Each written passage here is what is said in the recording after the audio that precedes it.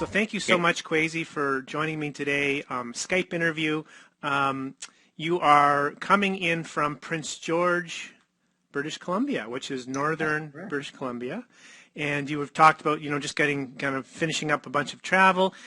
Maybe before we kind of get into what you are, what you do, can you tell us a little bit about who you are and your role with Northern Health? Okay. I'm the regional director for organization development and engagement. And so what that entails is the talent management, i.e. recruitment and retention, development of our staff. It also includes the continuing medical education for our medical staff. And we also oversee the clinical placements for our clinical staff. In addition to that, we're responsible for the learning and management of all the staff within the organization. That includes our Respect in the Workplace policy, and it also anti-bullying campaign, our engagement activities. Wow. So you've got a lot in your wheelhouse, and I know one of the things you have particular interest is supporting your leaders in developing coaching skills or the coaching competency. Can you tell me, Khwezi, a little bit about your, I guess, experience coming to finding a company, and it was Coaching in the Box, that you could work with in terms of supporting your leaders in developing coaching skills? Right. Provincially, all the health authorities in British Columbia, of which there are 7, decided that it might be useful for us to work in collaboration as opposed to singularly, separately. And there were some at the time that had some modicums of a internal coaching program, as had we. And we were looking for what will work. And of course, everyone wants to stay with what they have. And I wasn't too keen on that. So I looked around, and one of the organizations, Provincial Health, had used coaching out of the box. So I said, okay, let's take a look at it. Let's see what is it. And I quite liked the idea that you had within a box some tools that people, after having gone through a workshop, they take those tools and they can actually use them immediately. And they had references that could sit on the desk that they could access whenever. So it's almost like just-in-time resources, if you will, to help them deal with the issues that were challenging them at work in the moment. So we then had you and Allison come up, as you remember, come and work with us in that first day to get a taste of it.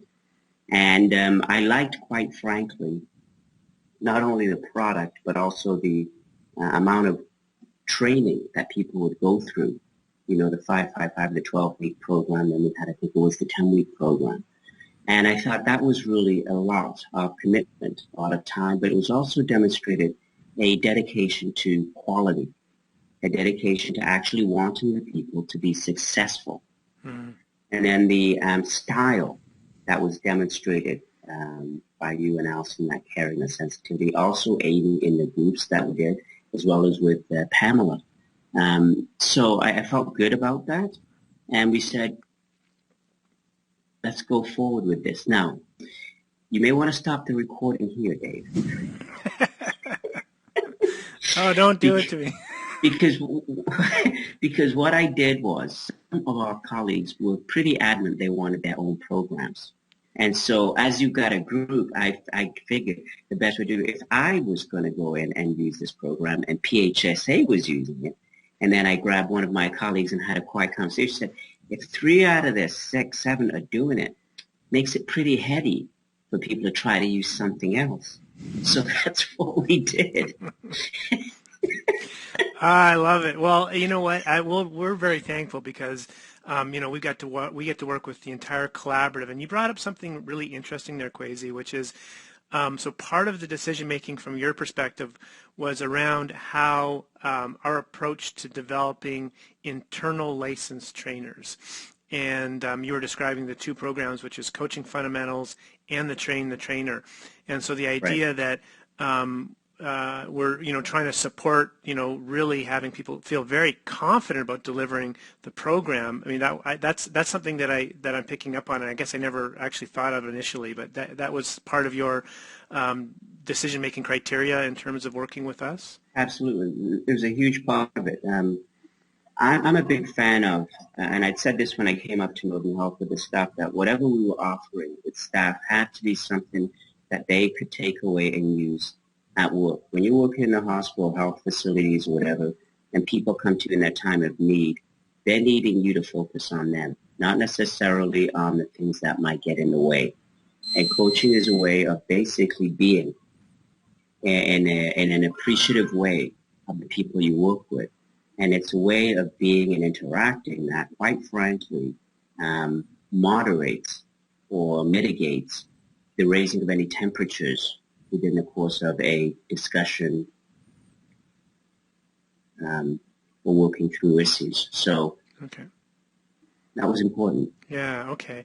And if someone was watching this interview and they're looking at bringing a coaching training program into their organization, what's some advice you would give them? Let's say it's a relatively large organization and they want to teach their leaders how to coach, and they're looking at doing a train the trainer. What advice would you give them in how to be successful in that in an initiative like that? I would say you need to make the commitment of the time involved, free up your people, and let them go through the process. Once the staff come through the workshop, and we could talk about how we got that and some of the things we do. Once the staff go through this, the response is simply unequivocal as to their excitement about it, as to the impact it makes not only at work but at home. And the thing that always slays me is when after the first day of our workshop, we've asked people to go and use this at home and try it out and then come back and let us know how it went.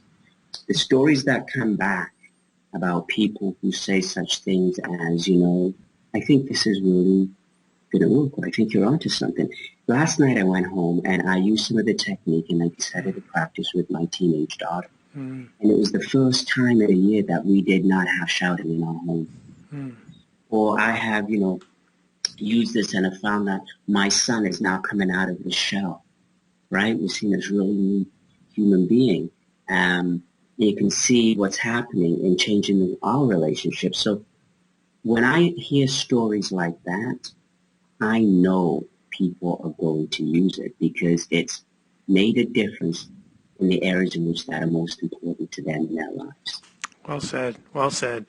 And that, speaks to the impact and I guess the passion that I certainly see in you as you're a licensed trainer out delivering this. And I'm just going to wrap this up now because we're trying to keep these relatively short and sweet, these interviews. So how many people have you delivered this, the program to in your organization? Like how many leaders have gone through the 555 coaching skills training? Right now, I believe it's 150 people. Wow. So talk about a serious commitment, eh? Yeah, it's serious commitment because between our first 2-day workshop, we have 9 weeks of training where they go into triads for an hour, and then we come back and do the graduation celebration workshop. So from the time at which they start to the time they end, these people have put in a commitment of about 10 weeks. And they are practicing every week. Wow. So it is about embedding the learning and these people becoming coach-like, which to us means being inclusive, collaborative, self-aware, authentic, okay? So that we can create the space for people to come and work in a way that is inclusive. Yeah. And the last point here that I think you make is really important here, which is you talk about embedding the learning. So, what you have is a framework to work with in terms of the 5 coaching skills, the 5-step coach exchange, 5 guiding principles.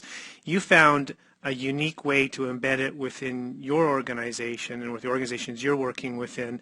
What have you learned, I guess, or what is the biggest lesson you've learned, from that first 10 people that went through it to maybe the last 10 people? Has there been a big lesson for you from the standpoint of delivering this internally? Yeah, we've expanded the way in which we use the program. It's a standalone program out of its own, but it was all incorporated into the Experienced Leaders program, okay, which is our mid-level leaders program. So it kicks it off, and then they go through this three residency 10-week program. But we're also going to include it as what we offer to our frontline leaders.